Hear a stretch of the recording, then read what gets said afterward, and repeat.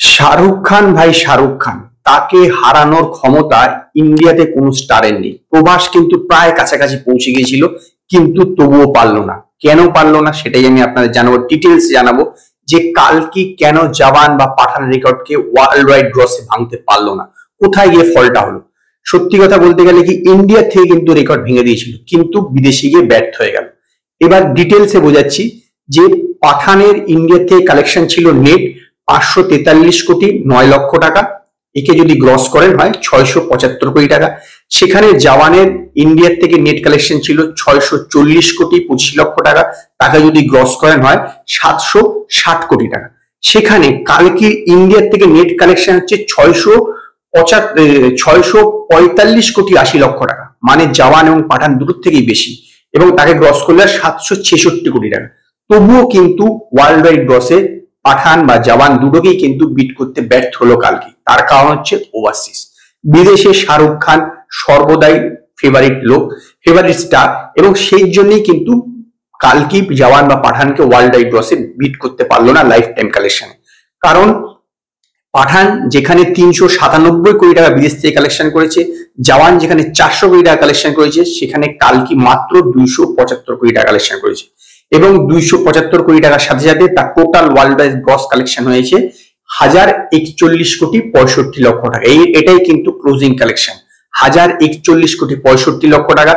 এবং সেখানে জওয়ানের world wide gross collection হচ্ছে 1160 কোটি টাকা, এবং পাঠানের হচ্ছে 1055 কোটি টাকা, মানে 14 কোটি টাকা পিছনে রয়ে গেল পাঠানের ওয়ার্ল্ড ওয়াইড গ্রসে কালকি লাইফ টাইম কালেকশন।